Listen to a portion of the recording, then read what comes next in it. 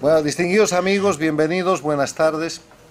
Les doy la bienvenida a nombre del Inter-American Institute for Democracy a este acto de presentación en Miami del último libro, del reciente libro de la autora Maybor Petit, que se llama Cocaína en Miraflores, la crónica del narcopoder en Venezuela.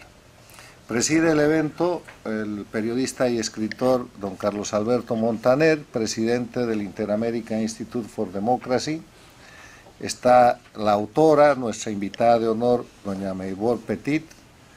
Está la miembro de nuestro directorio, la doctora Beatriz Rangel. Y nos acompaña también hoy día el presentador del libro, el conocido periodista Castro Ocando.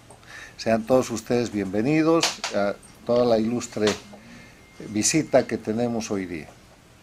Tenemos un programa relativamente pequeño, al final del cual la autora va a firmar los libros.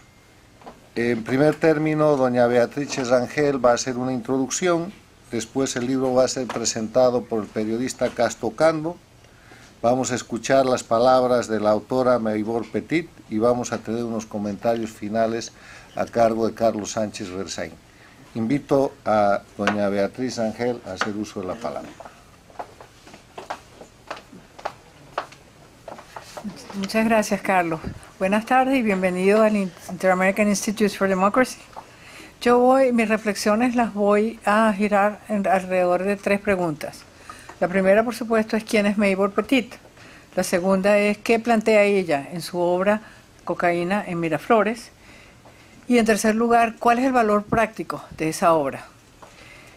¿Quién es Maybor Petit? Es una periodista joven y valiosa, nacida en Venezuela, con estudios de posgrado en Ciencias Políticas, en Historia y Estudios Internacionales realizados en Venezuela, en Francia y en los Estados Unidos. Ha trabajado como reportera para varios medios de comunicación social, tanto en Venezuela como en los Estados Unidos, particularmente en Ohio y en el estado de la Florida. También ha prestado servicios a varias empresas privadas y personalidades en el área de las relaciones públicas, las comunicaciones corporativas, el manejo de imagen, prensa y elaboración de discursos. Cuenta con varias publicaciones anteriores a la que hoy bautizamos, de las cuales vale la pena destacar El viaje inesperado, las aventuras de Paulina, El resurgimiento de la nueva izquierda en América Latina, Venezuela, la crisis vista desde sus debilidades y el neopopulismo en América Latina, Carlos Andrés Pérez, del populismo clásico al neopopulismo. Pero sobre todas las cosas, Maybor Petit es una mujer angustiada con el destino de su país de origen y es valiente a la hora de enjuiciar a los responsables de ese drama. ¿Qué plantea su última obra, Cocaína en Miraflores? Maybor describe de manera aguda y quirúrgica el proceso mediante el cual el crimen organizado logra penetrar la presidencia de la República y se consolida como poder de última instancia en la conducción del país. A través del seguimiento preciso de las instancias que marcaron el juicio de Francisco Antonio Campos Flores y Frankie Francisco Flores de Freitas, conocidos como los narcosobrinos, Maybor Petit revela las puntadas que construyeron el tapiz de la perdición de Venezuela.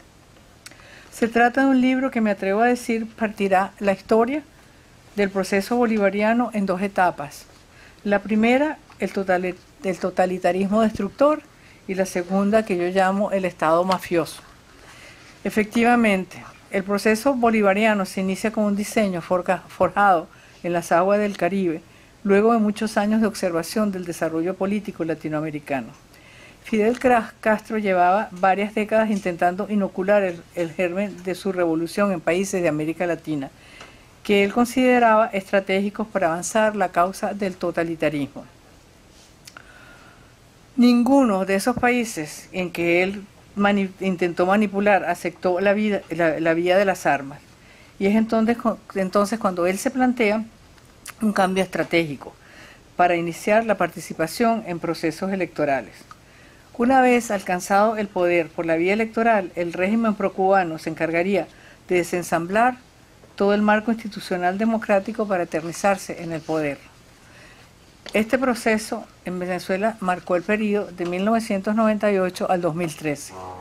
Pero a partir del 2013 comienza, como bien lo escribe Maybor Petit en su libro, la consolidación del narcotráfico como instrumento de poder. 3 eventos ocurridos antes de esta fecha impulsan este desarrollo.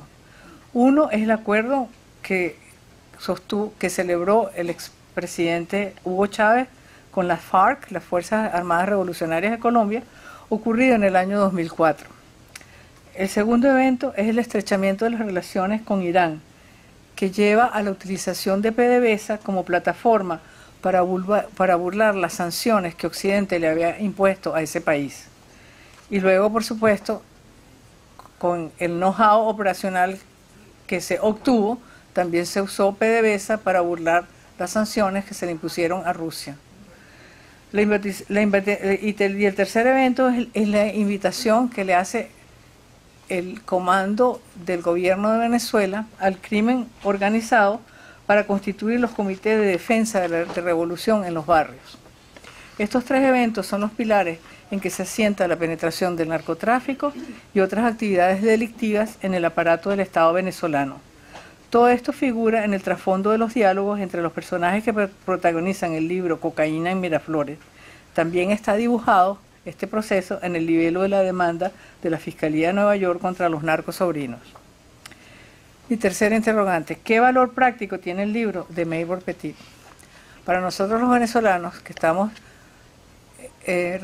recorriendo este viacrucis espantoso que nunca pudimos ni siquiera imaginar, el libro de Maybor Petit no solamente tiene un valor histórico,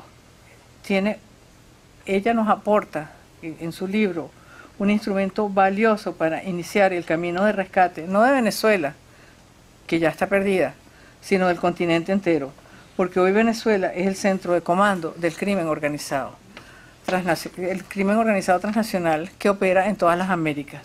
Hasta hace apenas una década, los nódulos de ilegalidad estaban restringidos a Ciudad del Este, a algunos pueblos pequeños de la geografía mexicana y una que otra isla del Caribe. Hoy hay un país de Sudamérica abocado a la protección y desarrollo de actividades criminales. Venezuela hoy es el Avalanche del mundo físico.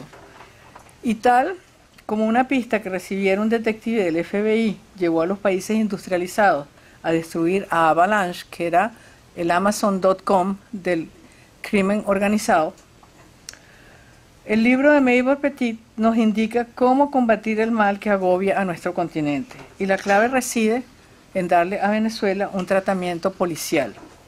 Porque no se trata de combatir una ideología, sino de combatir el mal.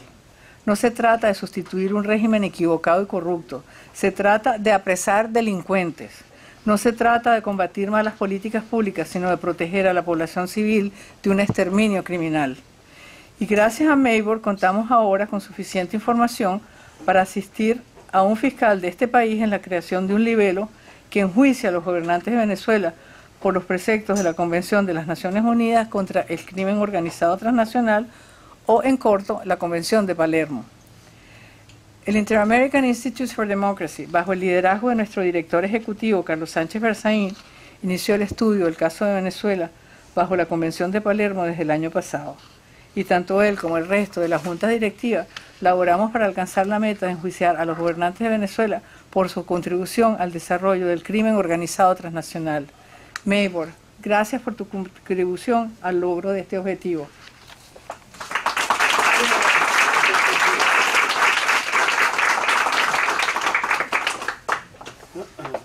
Gracias, Beatriz. Me permito invitar al periodista Casto Ocando para hacer la presentación del libro Cocaína en Miraflores.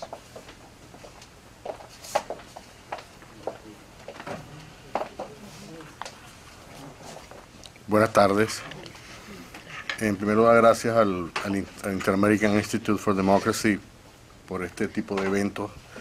Este es el segundo en el cual yo participo, pero creo que hay una labor muy importante que se está haciendo y que vale la pena continuar. Me parece significativo que estemos presentando este libro hoy, que en Venezuela se celebra el Día del Periodista. Es una oportunidad muy interesante para poner de relieve lo que está pasando, lo que significa, digamos, el ejercicio del periodismo en Venezuela y fuera de Venezuela, que nunca está, o que está cada vez más sigue siendo una profesión de mucho riesgo, incluso fuera de Venezuela. Yo quería comenzar un poco brevemente, para añadir algo a las palabras de Beatrice. Quería comenzar con algunas cifras sobre el libro que escribió Maybor. Primero, que es el resultado de una cobertura periodística de 2 años, desde el momento en que se produce la captura de los llamados narcosobrinos, que fue en noviembre del 2015, hasta la sentencia en Nueva York en diciembre del 2017. Son 25 meses, durante los cuales Maybor produjo más de un centenar de notas y como periodista me parece esto es bien importante, porque cuando uno hace cobertura de temas de juicios, por ejemplo, de corte, es un tema bastante complicado. Uno tiene que ir a las cortes, no te dejan llevar, por ejemplo, ni grabadores, escasamente algunas notas, a veces hablan múltiples testigos, muchas de las, en este lenguaje complicado de las leyes, de los cortes en Estados Unidos, a veces uno tiene que descifrar, entonces tiene que llevarse con los mismos abogados, etcétera, con especialistas, ¿no? Esto por un lado, y luego interpretar esos legajos inmensos muchas veces, desde el indictment primero hasta todas las acciones, que fueron miles de acciones, ¿no? Cada día, y eso requiere de una, digamos, una capacidad y una paciencia y un detallismo para leer dónde estaba la noticia, ¿no? Y bueno, en este caso, Maybor fue la persona que obviamente cubrió este caso de principio a fin como ninguna otra, o sea, no hubo ningún otro medio ni ningún otro periodista que hizo la cobertura que ella hizo, y por eso eso es uno de los valores importantes de este libro, ¿no? Que es toda la crónica detallada de todos esos eventos que en muchas ocasiones pasaron desapercibidos, excepto para la mirada detallada de Maybor. Hay una cantidad de datos que a mí me llaman la atención en esta investigación que ella hizo. Por ejemplo, el tema de detalles que ella reveló, por ejemplo, cuando los agentes de la DEA que estaban tras la captura de estas personas, que por cierto nunca se sabe si fue efectivamente una delación de alguien del alto gobierno de Venezuela que como dicen, ¿no? Le pasó el dato y posiblemente la DEA desarrolló el dato gracias a la ayuda de una persona. Algunos dicen que Diosdado Cabello, en venganza por el evento en el cual le capturaron al que era su jefe de escolta y que lo describió como un narcotraficante. Hubo cosas muy interesantes. Por ejemplo, la DEA, una de las cosas que hizo la DEA cuando estaba organizando la captura era fundamentalmente apurar rápidamente los trámites de extradición, por un lado, o sea, de expulsión, y luego ellos de agarrar a estas personas y traerlas lo más pronto posible a Nueva York. Ellos no querían repetir toda aquella cosa que ocurrió, por ejemplo, en Aruba con Carvajal. Entonces se tardaron 6 horas, desde el momento en que capturan a estas personas, llevan a un tribunal, los meten y luego ya salen en el avión directo, que es cuando se produce esta escena que está descrita en el libro, de cómo ellos se ponen a llorar, en algunos casos comienzan a hablar, uno comienza a hablar frenéticamente, etcétera, etcétera. Y luego cuando llegan a Nueva York, la audiencia dura 6 minutos, es decir, tardaron 6 horas en salir de Haití y 6 horas frente al juez en la primera de las audiencias. Una coincidencia de números ahí interesante. Muchos detalles se conocieron gracias a la cobertura de Maybor. Por ejemplo, cuando ella reveló que la persona que estaba detrás del financiamiento de la defensa, ¿no? Después de una serie porque los narcosobrinos al principio declararon que no tenían dinero, etcétera, entonces contrataron a 2 o 3 defensores públicos. Nadie, por supuesto, se creía ese cuento. Hasta que finalmente salió alguien con una chequera para decir: yo voy a poner, ¿no?, el dinero que haga falta, el empresario Wilmer Ruperti. Y otras cosas, por ejemplo, toda la estrategia bastante agresiva del fiscal de Nueva York, que por cierto, Nueva York siempre ha sido, por años, o por lo menos desde los últimos 15 o más años, el lugar donde se monitorea más exhaustivamente todo lo que tiene que ver con el narcotráfico en Venezuela. Es decir, Nueva York es el gran centro de investigaciones, están todas las agencias, es donde está haciendo el trabajo más, digamos, más profundo. Miami también, etcétera, posiblemente otras fiscalías, pero esa fiscalía es particular. Y en esos años, en ese tiempo que duró la investigación, este fiscal Pri Barara jugó un papel crucial, y entonces Maybor se fue metiendo en esas conexiones, porque en el día a día de ir a la corte, de conocer a los abogados, de conocer a los fiscales, uno va haciendo amistades con la gente, ¿no? Con los fiscales, con los abogados. Entonces comienzan los datos, mira, parece que va a ocurrir esto y tal. Entonces Maybor tenía la fuente primero de los documentos, pero también tenía el background o alguna información de contexto que le proporcionaban off the record, digamos, ciertas fuentes vinculadas a la fiscalía o conocedoras del tema. Y entonces esto le permitió, por eso es que es importante otra vez, insisto, en que esta fue una cobertura bastante detallada por esa razón, porque había un acceso que ningún otro periodista tenía, y no era porque no pudiera tenerla, sino porque evidentemente Maybor estaba como concentrada, ¿no? Estaba en cuerpo y alma.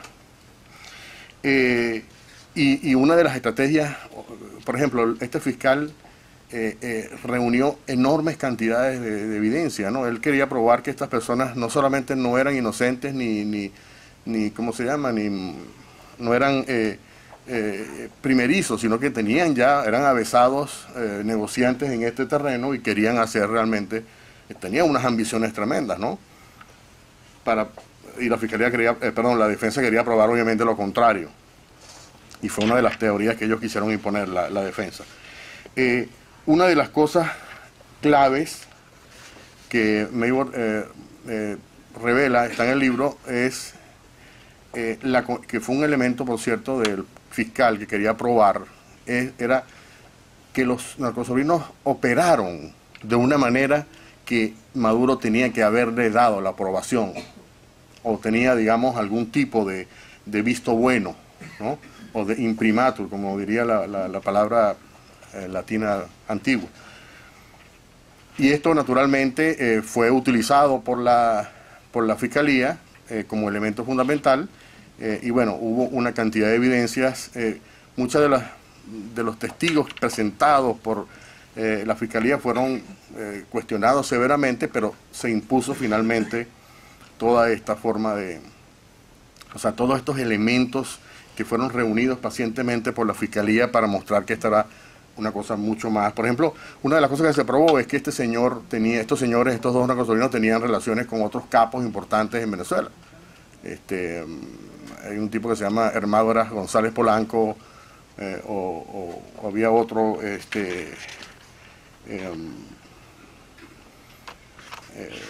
de nombre así medio ruso, aquí está, Vasily Kotovsky Villarruel, que estaba siendo acusado de enviar 50 toneladas de cocaína a Estados Unidos a través de las conexiones con el cartel de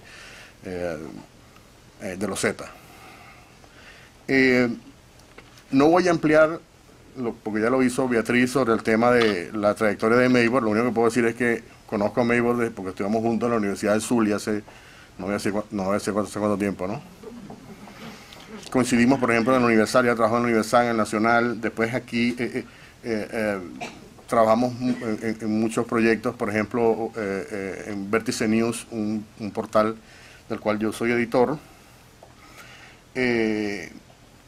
Bueno, Maybor también hay que mencionarla, fue profesora de periodismo en Venezuela y de historia de Venezuela en la Universidad de Santa María, que había una cátedra de periodismo. Y también tuvo una experiencia en el área de los derechos humanos. Ella ella fue miembro de una organización que se llama Women for Human Rights International, ¿no? Y bueno, aparte de toda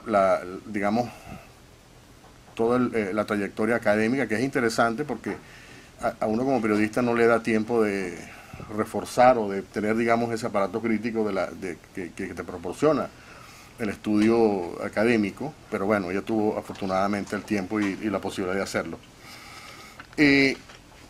Yo quería hablar no voy a extenderme mucho, así que, pero no quiero dejar de referirme al tema de los riesgos que ella ha corrido, no desde ahorita, sino desde hace algún tiempo. En el año 2005, por ejemplo, Mayweather estaba en Venezuela, estaba naturalmente haciendo la cobertura, cuando eso había todo este movimiento de militares que se estaban manifestando contra Chávez, y ese fue el año en que a Mayweather la metieron en una lista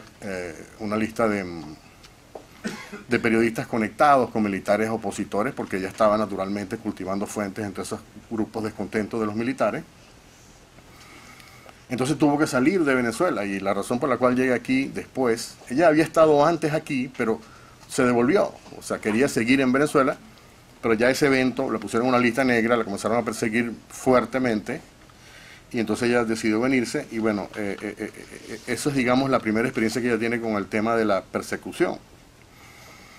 Naturalmente, todo este tema de la cobertura de los narcosobrinos desata toda una cantidad de ataques que primero eran cibernéticos, trataron de intervenirle en los correos electrónicos, tumbarle la página, había amenazas veladas, después había hackers que se comunicaban con ella diciéndole cómo hacemos para que tú tumbes esto. O sea, evidentemente el trabajo que ella estaba haciendo le estaba causando un problema muy serio a Miraflores, ¿no? En Venezuela, al poder en Venezuela, y naturalmente sintiéndose vulnerable, ¿no? Incluso en este país, que es un país de libertades, aquí también se corre riesgo, los cubanos pueden hablar sobre eso también. Ella naturalmente notificó al FBI, y entonces el FBI ha mantenido no solamente digamos, una vigilancia y un monitoreo, sino también un expediente, ¿no? Porque ha habido amenazas de muerte, ha habido información que indica que probablemente han contratado sicarios, etcétera, o sea, cualquier cosa de lo que es capaz este régimen. Quería terminar ya diciendo lo siguiente. Lo que plantea en este libro, yo creo que es un tema muy importante para entender el verdadero objetivo de las revoluciones bolivarianas del siglo XXI. Como el título lo dice, Cocaína en Miraflores, este es probablemente, yo no sé si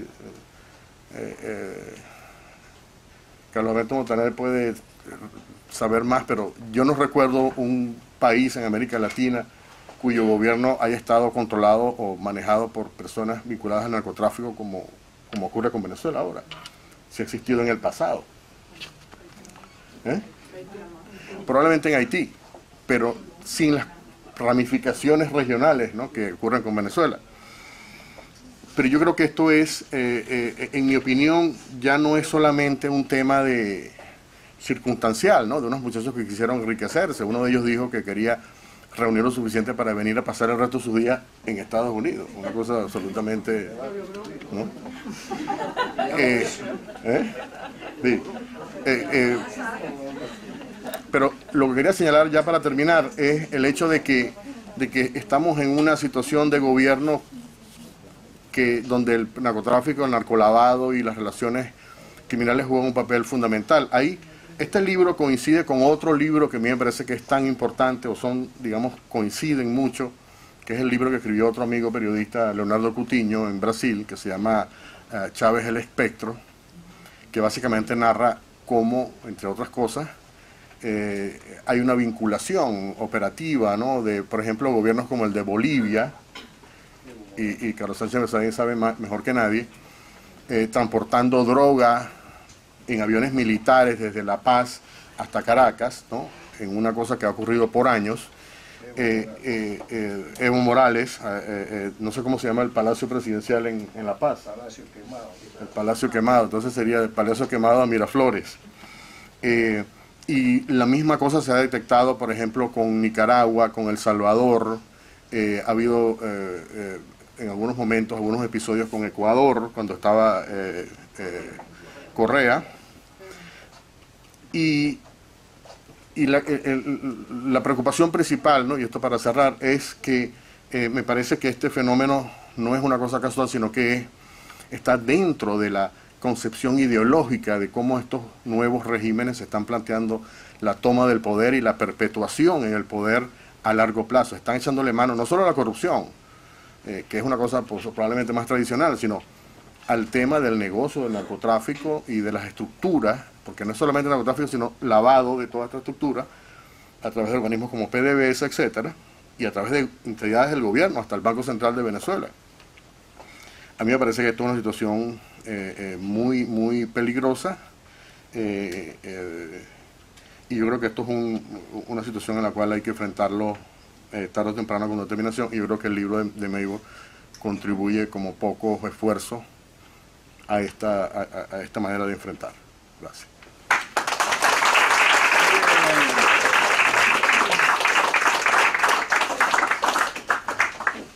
Si la gente que ha llegado quiere pasar, antes de que cedamos la palabra a la autora del libro, este es el momento, por favor.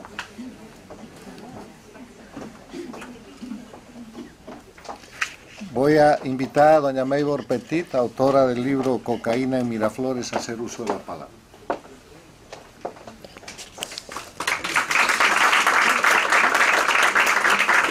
Bueno, primeramente quiero darle las gracias a los amigos que están acá presentes, a muchos de los cuales tenían un gran tiempo sin verlos, al Instituto Interamericano de la Democracia, al señor Carlos Sánchez, a Beatriz Rangel, gran amiga, luchadora, al profesor Carlos Alberto Mantenel y obviamente a mi amigo Casto Cando, que como él les confesó, sin mi autorización obviamente, pues hemos compartido largos años de experiencia en el periodismo y en la amistad, en la búsqueda de soluciones a este caos que estamos viviendo los venezolanos desde hace ya 2 décadas.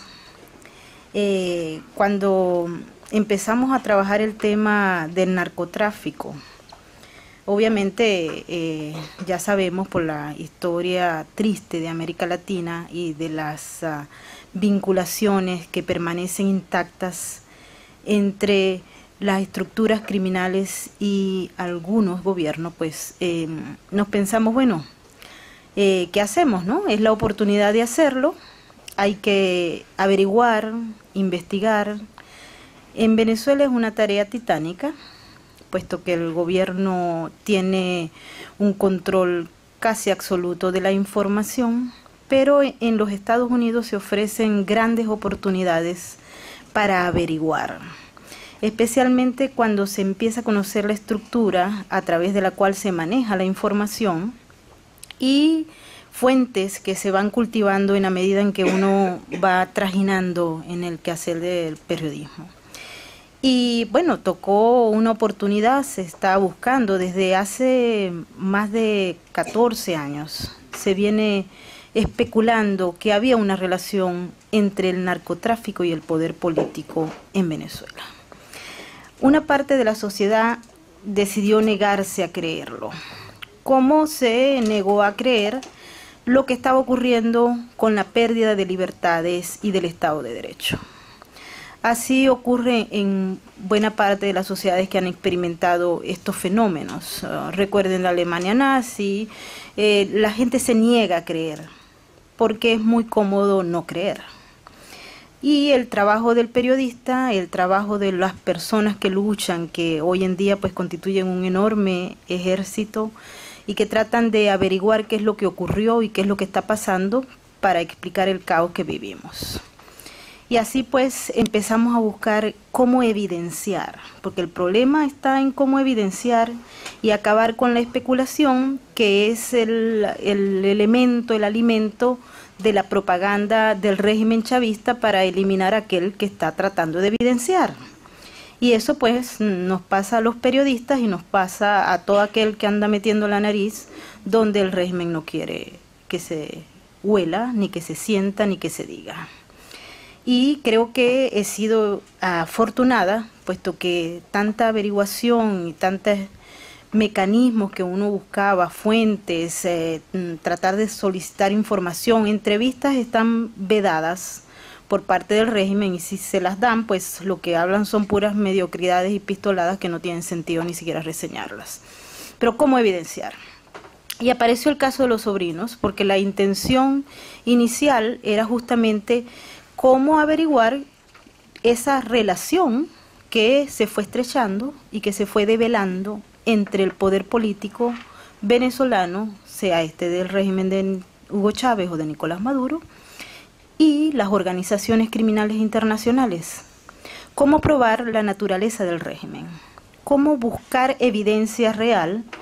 Y pues se presentaron en la Corte del Distrito Sur de Nueva York, y a través de una serie de testigos privilegiados para la justicia norteamericana, que lograron suministrar pruebas, evidencias de toda naturaleza, para de una vez por todas acabar con la especulación y lograr que en las cortes, donde se tiene que demostrar la causa probable, se dijera: en Venezuela definitivamente hay una vinculación del poder político con el narcotráfico. Eso definitivamente nos ayudó a avanzar. Estábamos en las penumbras y había que recordar, y hasta hoy estaba conversando con el amigo Carlos y me decía el caso del Chapo Guzmán. Todos los criminales, cuando son acusados en cortes, dicen que son inocentes, hasta que se demuestre lo contrario, ciertamente. La Fiscalía del Distrito Sur de Nueva York logró evidenciar, más allá de la duda razonable, que estos dos sujetos, Efraín Antonio Campos Flores y Frankie Francisco Flores de Freitas, habían participado en el negocio del narcotráfico, pero adicionalmente a ello, que sus familiares directos tenían conocimiento pleno de lo que estaba ocurriendo, que también usaron la estructura del Estado venezolano para el negocio del narcotráfico, que utilizaron un espacio que está única y exclusivamente autorizado para el presidente de la República para manejar negocios de narcotráfico, que utilizaran hoteles que son propiedad del gobierno o del Estado venezolano para realizar reuniones con narcotraficantes internacionales.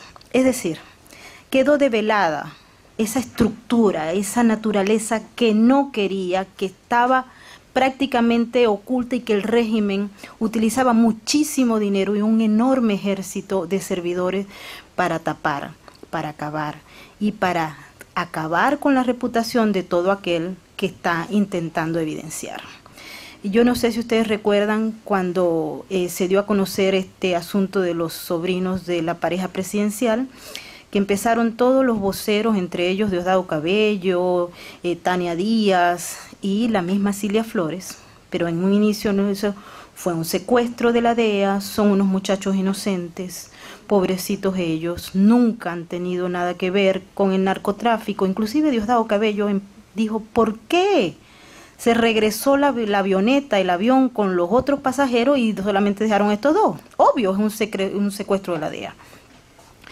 Pero a Diosdado Cabello y a los otros miembros del régimen se les olvidaba que quedó todo evidenciado y que hubo una razón muy particular que fue expresada en la corte, y no se las voy a contar acá para no hacerles largo el cuento, porque además van a leer el libro, de por qué esa avioneta regresó a Venezuela y por qué los dos sobrinos sí se quedaron en Haití y por qué fue en Haití, y adicionalmente a ello, por qué se produjo en los términos que se produjo. La primera dama venezolana obvió en un primer momento dar una opinión y luego opinó, pero mintió. Ustedes no lo recuerdan probablemente, pero como yo andaba metida en este asunto, pues sí lo recuerdo perfectamente.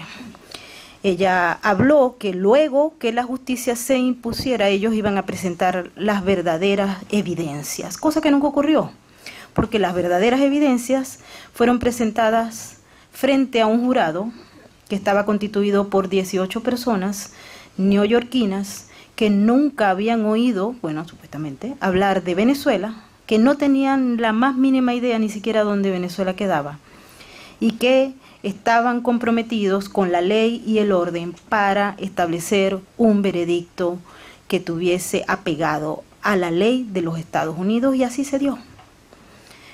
Cilia Flores nunca dio una segunda opinión sobre esto, Recuerden que se trató de evitar a toda costa y ante los ojos del mundo, pues el día de la sentencia de los sobrinos, ellos salieron, recuerden, bailando para desviar la atención, porque es una estrategia comunicacional muy bien llevada. Es probable que los artistas de esta estrategia comunicacional tengan origen obviamente en Cuba, no nacieron en Venezuela muchos de ellos, pero definitivamente lo más exitoso que ha tenido el régimen es la propaganda. Y es tal el grado de éxito que ha tenido la propaganda del régimen, que muchos venezolanos hoy en día, y a pesar de todas las evidencias, me paran y me preguntan, ¿es verdad que en Venezuela los carteles de la droga tienen vinculaciones con el gobierno? Y eso es un efecto importante que hay que tomar en cuenta, porque no hay conciencia, porque hay ausencia de información. En el caso venezolano, yo no sé si ustedes saben, hoy estamos celebrando el Día del Periodismo. El Día del Periodista en Venezuela no se celebra, es un día para reflexionar, para denunciar, para atacar, y justamente ahora que una buena parte de los portales que ofrecían información a los venezolanos están bloqueados, incluyendo mi blog Venezuela Política, no hay acceso a la información. Y bueno, cada día va a ser un poco más complejo para la sociedad venezolana mantenerse informado de lo que está ocurriendo más hacia afuera que hacia adentro. Al régimen no le interesa que la gente se informe, eso está muy claro, y no le conviene tampoco que se sepa qué está ocurriendo afuera, con excepción del fútbol y de otros elementos que no son dañinos en el fondo para el proyecto que ellos están desarrollando, y que, como me decía el amigo Carlos Sánchez, pareciera que se está consolidando lamentablemente. ¿Qué nos toca a los periodistas? Seguir denunciando. No nos queda otra. Seguir investigando, seguir averiguando. Estamos frente a enormes casos en las cortes criminales de los Estados Unidos. Y vamos a seguir haciéndolo. Vamos a informar sobre nuevos casos de narcotráfico, nuevos casos de corrupción administrativa y el resultado de esa gran industria, que es justamente el lavado de dinero criminal proveniente no solamente de la corrupción, sino del narcotráfico, que entra a los Estados Unidos, que ha penetrado el sistema financiero norteamericano y que ha generado una clase opulenta, groseramente opulenta, que además se jacta de ser opulenta. Afortunadamente, y aunque se despertó tarde de este proceso, las agencias federales norteamericanas, europeas y de otros países están interesadas en seguir aplicando la justicia. Y creo que es a través de esta vía que nosotros podemos tener una esperanza que aquellos culpables de la destrucción del país y aquellos culpables que se vincularon directamente con el poder, pero patético, el narcotráfico, sean castigados. ¿Cómo lograr que el reino de la impunidad que existe en Venezuela y lamentablemente en muchos países de América Latina, y que muchos me dicen que aquí también, pues, cómo hacer que la justicia se aplique? ¿Cómo hacer que la justicia criminal toque a esas personas que son culpables de delitos nefastos que han destruido la estructura de los estados? Venezuela no está sola en este asunto. Ustedes saben muy bien que el origen y la naturaleza del problema surgió de Cuba, y eso lo tienen muy claro los amigos cubanos, que en Miami pues son mayoría, pero adicionalmente a ello tenemos otros tentáculos, otros estados, microestados que están vinculados al narcotráfico, y estamos tocando el caso de Bolivia, por ejemplo, el caso de Nicaragua. Y hoy en la discusión, Carlos, se nos olvidó mencionar el asunto que tiene lugar en El Salvador, donde uno de los vicepresidentes en el área económica está vinculado con el hasta hace poco vicepresidente venezolano, que forma parte de los designados como narcotraficantes en la lista OFAC. Me refiero a Tarek El Aissami y a muchos otros que forman parte de esos famosos carteles que hacen y operan en Venezuela sin ningún tipo de restricción, es decir, con total impunidad. José Luis Merino es el vicepresidente de Asuntos Económicos de El Salvador. Y todas las investigaciones que se han desarrollado, todos los señalamientos, sentencian que este señor está vinculado con los carteles de la droga. Sin embargo, él ejerce funciones de gobierno y tiene los privilegios de los pasaportes diplomáticos, etc. En Honduras también hay un problema enorme, porque tuve oportunidad de cubrir varios casos criminales en Honduras, que por cierto el caso de los narcosobrinos estuvo desarrollado en una parte de Honduras donde reinan las organizaciones criminales. Y en ese país hay una vinculación con enormes evidencias sobre lo que es el poder político de varios de los partidos de mayor fuerza y los carteles del narcotráfico. Son amplios, lamentablemente, hay muchísimos testigos y muchísimas evidencias. Y bueno, muchos de los que se preguntan por qué las cosas tardan tanto, pues yo les cuento que en justicia criminal hay que probar. No puede darse un paso si no está probado de manera fehaciente, y de allí entonces es que tome tanto tiempo en los tribunales. ¿Por qué no se castigan los culpables? Porque hay que probar que son culpables, y eso cuesta dinero al Estado norteamericano u a otros estados en Europa o en América Latina, pero adicionalmente a ello requiere de un enorme personal que esté en capacidad de realizar todos estos trabajos de detalles de investigación, abogados, fiscalías, etcétera. Y como estamos en el reino del capital, pues también los abogados defensores tienen un espacio importante para que estos asuntos se alarguen. Castro empezaba su presentación, que le agradezco muchísimo, con el señalamiento de que hay 25 meses en todo este caso de los narcosobrinos, y ciertamente, y lo peor del caso no es eso, sino que todavía no ha terminado.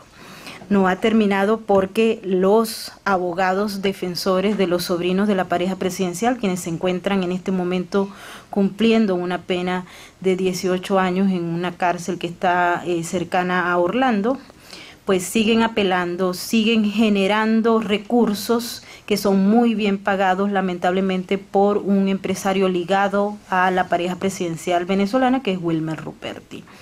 Recientemente acaba de salir el último documento de los sobrinos, donde piden a la Fiscalía que se haga prácticamente los sobrinos querían que se les entregara el expediente de los informantes que sirvieron pues como mensajeros o informantes de la DEA para montar el caso. Esto va a seguir. La justicia criminal ofrece beneficios a los acusados, y cuando se tiene mucho dinero pues se explotan esos beneficios en exceso, y eso es lo que está ocurriendo con estos dos individuos, así como también con otros que no necesariamente están vinculados al narcotráfico, pero sí a la corrupción, y se benefician de todo esto para alargar el proceso y para buscar salidas que ellos muchas veces pretenden que sean mágicas, pero que afortunadamente el imperio de la ley pues penaliza. Entonces, bueno, quiero agradecerles a todos, de verdad, al instituto por esta oportunidad de comunicarme con ustedes y ofrecerles este trabajo que llevó 2 años y que busca la continuación para evidenciar esa relación tan estrecha hoy en día que se puede ver entre el poder político y las organizaciones criminales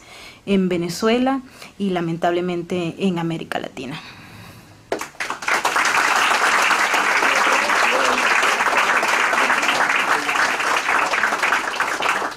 Gracias, queridos amigos. De acuerdo al programa, permítanme unos comentarios finales sobre la brillante obra de Maybor Petit en su libro Cocaína en Miraflores, y lo que es la realidad del hemisferio, la realidad de las Américas.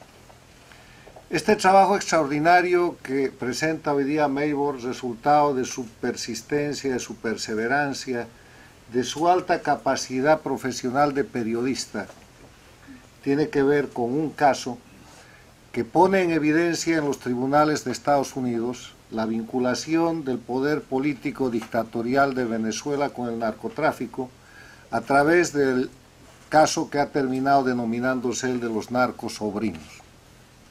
Pero este es un caso que podemos tomarlo como la punta del iceberg en la noticia internacional de lo que es un fenómeno regional que representa y refleja la actitud criminal de los grupos que han tomado el poder político en lo que empezó siendo el movimiento ALBA, el proyecto bolivariano, que después se llamó el socialismo del siglo XXI y que hoy día se conocen como las dictaduras castrochavistas, que no son otra cosa que la expansión de la dictadura castrista de Fidel Castro a partir del año 99, cuando recibe el dinero y el petróleo venezolanos que le permite expandir su locura, que se llamó Revolución Cubana, para empobrecer, llenar de miseria, de muerte y de crimen a las Américas.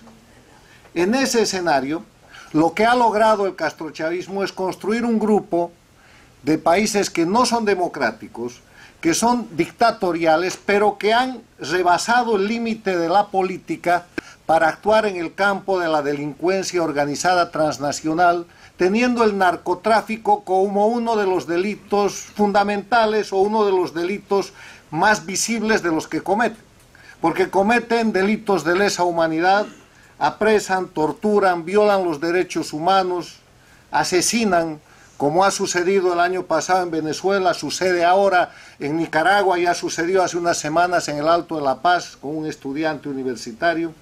Cometen todos los delitos habidos y por haber en el ámbito económico, robándose el erario nacional, cometiendo corruptela con sobreprecios de contratos, como ha sucedido en todo el hemisferio con el caso denominado del lavallato, de los famosos contratos de Odebrecht y el resto de las 15 compañías brasileras, y así agotan la ejecución de todos y cada uno de los delitos que pueden estar contenidos en los códigos penales que conocemos. Son dictaduras de crimen organizado y en el hemisferio hoy día son 4. Son los 4 países no democráticos que tienen su origen en la Cuba castrista, que tienen su más alta exposición porque ese fue el cofre del tesoro que están terminando de desvestir en Venezuela, que tienen su expresión más violenta en Nicaragua y que tienen su soporte en la Bolivia de Evo Morales. El Ecuador de Rafael Correa ha cesado de estar en esa posición y con la presidencia del presidente Lenín Moreno está de salida. Hago esta breve descripción para decirles que lo que Maybor Petit nos ha traído hoy día es la puesta en escena del caso más notorio, pero no del único caso, que señala a las dictaduras de Cuba, con los dictadores Castro y ahora su señalado Díaz-Canel, a la de Venezuela con Maduro y su equipo, a la de Nicaragua con Ortega y su esposa, a la de Bolivia con Evo Morales, como narcoestados.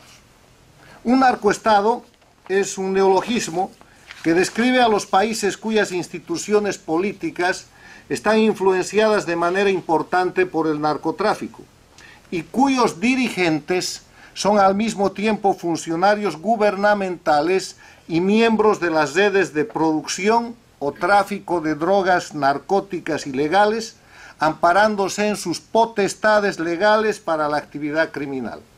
Y miren ustedes los gobiernos de estos países en cualquiera de las etapas del delito de narcotráfico, que es producción, transporte, tráfico, distribución, lavado de los recursos que provienen y encubrimiento.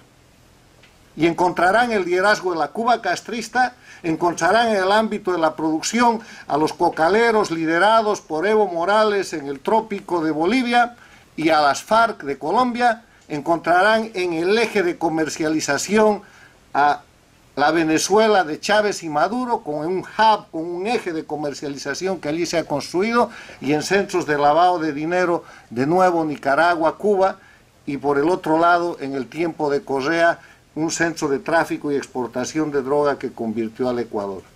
Y para descubrir aquello hay que seguir investigaciones tan brillantes como la de Maybor Petit, que tiene el mérito de mostrarnos el caso más emblemático.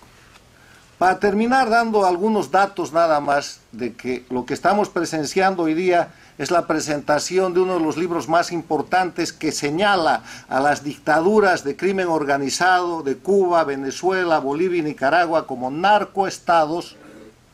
Voy a citar algunos hechos históricos que están registrados por la prensa internacional.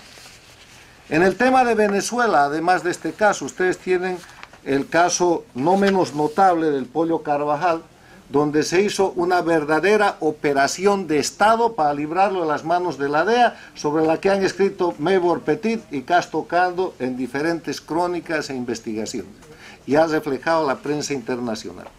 Ustedes tienen el señalamiento, los procesos y las sanciones que el gobierno de los Estados Unidos y ahora la Unión Europea empieza a imponer en torno a los círculos de gobierno que están vinculados con estos y otros delitos. En el caso de Bolivia, aquí hay una noticia de la Organización de Naciones Unidas que refleja la reunión de abril del 2016 de la Asamblea General, donde el gobernante boliviano Evo Morales, que además es el líder de los productores de la coca ilegal, desde antes de llegar al gobierno y en el gobierno que él dirige, proclama al mundo que, comillas, la política antidroga propugnada por Estados Unidos en América Latina y el Caribe fue diseñada para intervenir en el gobierno de sus países y ha constituido una estrategia geopolítica intervencionista. Proclama que la lucha contra el narcotráfico es un instrumento de intervención del imperialismo americano, que quien en verdad trafica es la DEA y que por eso hay que disolver la DEA. Con esa apología pública del delito, en el foro más importante del mundo, que es la Asamblea de las Naciones Unidas, aunque llame a risa, que es bienvenida, ustedes están viendo la defensa del delito de narcotráfico por el líder de un narcoestado, del narcoestado boliviano, socio del narcoestado venezolano, cuya relación acaba de ser puesta en evidencia por el libro que ha mencionado Casto Caldo, el libro del periodista investigador Leonardo Cutiño, donde en un capítulo, bajo el título del Puente de la Cocaína, relata y describe con fuentes de testigos de primera mano, el piloto de los aviones que transportaban eso, el transporte de cocaína desde La Paz hasta Caracas como carga oficial en aviones de la Fuerza Aérea Boliviana. Ese libro está en circulación, está generando una serie de investigaciones y seguramente Maybor Petit y los periodistas que se dedican a esto tendrán la oportunidad en el corto o en el mediano plazo de seguir procesos de esa naturaleza que se tienen que abrir en base a estas importantes y valientes investigaciones periodísticas. Señores, yo termino simplemente agradeciendo a Maybor Petit, felicitándola por el libro, felicitándola por el Día del Periodista Venezolano, por su lucha por la libertad, que hoy día es una lucha en contra del crimen organizado. Venezuela, Cuba, Bolivia y Nicaragua no están en manos de políticos, están en manos de criminales. Estos cuatro países, además de no ser democracias, de ser dictaduras, son víctimas del oprobio y la violencia de delincuentes que, entre otras cosas, han convertido esos estados en narcoestados. Y ese tiene que ser el señalamiento y el tratamiento que merezcan. El tratamiento no es ni siquiera el tratamiento que corresponde a un político o a un funcionario de gobierno que comete delitos. Esto es crimen común, es crimen transnacional, y gracias, estimada Maybor, por el aporte que tú haces con el libro que hoy día hemos presentado.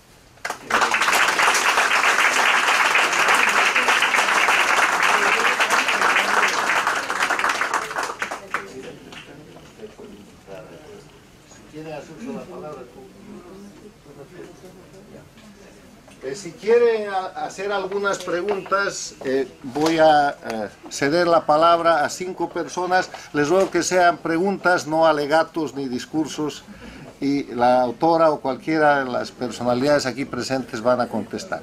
Les ruego decir su nombre a tiempo de preguntar, por favor. Mi nombre es María Clara Ospina, de Colombia. Para la periodista, felicitaciones. Maybor. Yo quisiera saber si usted está ya enterada de otra persona que ha sido capturada en Estados Unidos, que es el sobrino de uno de los grandes criminales de Colombia, Iván Márquez, que dadas las declaraciones del mismo sitio en Nueva York, del estado, de la Corte Sur del estado de Nueva York, acusó a Sandrich, que ya está cautivo, que están por todos los medios de la izquierda tratando de que no sea deportado, también de acuerdo a todos los beneficios que el tratado firmado en Cuba le dio a las FARC. Entonces me imagino que esto tiene una gran conexión y una gran importancia para usted.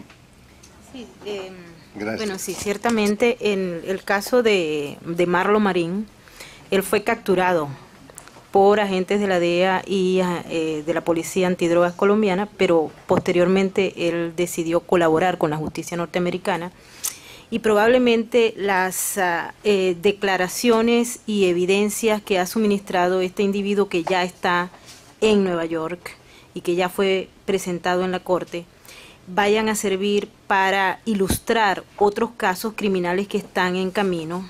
Este individuo señaló a funcionarios de muy alto nivel del gobierno venezolano en actividades directas, operativas del narcotráfico. Va a haber muy buena noticia para aquellos que aspiran a que se aplique justicia, porque ciertamente este individuo que está ya algunos de los personajes vinculados a los carteles colombianos han tratado de descalificarlo. Esto siempre ocurre, no es una novedad. Es decir, aquel que sirve de testigo o que suministra evidencia inmediatamente es descalificado y señalan que funciona para otra cosa. Obviamente estos son criminales y esto hay que entenderlo bien. Estas personas participaron directamente en los negocios del narcotráfico y posteriormente, buscando un beneficio, se entregan y suministran evidencias que son muy importantes para la aplicación de la justicia. Y Marlon Marín es uno de esos casos en los cuales la riqueza de la información sin duda alguna va a servir para evidenciar casos importantes vinculados no solamente al cartel o a los carteles colombianos, sino también a la organización criminal que lleva el gobierno venezolano y también a un aspecto que tal vez luce secreto o que luce desdibujado, y es las vinculaciones del castrismo con el narcotráfico. Hay informaciones que se han venido manejando, casos criminales no existen que ustedes puedan ir y observar y ver directamente, como lo hicimos con el caso de los sobrinos presidenciales venezolanos. Pero sin duda alguna esta información es extremadamente valiosa. No sabemos hasta qué punto Dietrich Sandrich vaya a ser deportado. Bueno, me imagino que con el nuevo gobierno probablemente se expulse o por lo menos se concrete esa idea, pero hasta el momento se está a la espera, ¿no? Hay informaciones muy contradictorias en relación al caso y a cómo se ha venido presentando en la Fiscalía colombiana, pero yo creo que pues con el nuevo gobierno se va a reforzar esa intención de aplicación de la justicia y obviamente de todos estos que burlaron el supuesto tratado de paz que se firmó en La Habana. Van a tener que ser no solamente señalados, sino castigados, ¿no? Así es que de verdad que ese caso va a dar mucho que hablar en los próximos meses. Gracias, Maybot. La señora. Sí, buenas tardes. Blanca Garzón, soy de Venezuela. Todos ustedes son mis héroes. Quería preguntarles, ¿qué opinan ustedes de López Obrador? ¿Él va a ser uno más de ellos? Me preocupa muchísimo el tema porque las encuestas dan de que el 1 de julio va a ser el presidente. Bueno, hace un rato estábamos hablando de una mujer que es bruja, pero que a la vez pues tiene poder político en Nicaragua. Pues yo no formo parte de ese grupo, yo solamente investigo. No soy bruja, pero lo que se ha venido evaluando en relación al caso de López Obrador, que como ustedes saben representa la izquierda, entre comillas, democrática mexicana, y unas vinculaciones a través de pagos de cantidades de dinero importantes provenientes de el régimen de Nicolás Maduro, pues ha levantado no solamente las alertas, ¿no?, sino los miedos de una parte de la población. Hay que visualizar la contextura, el contexto del electorado mexicano para saber que en estos momentos existe una muy amplia probabilidad de que López Obrador sea el nuevo presidente mexicano.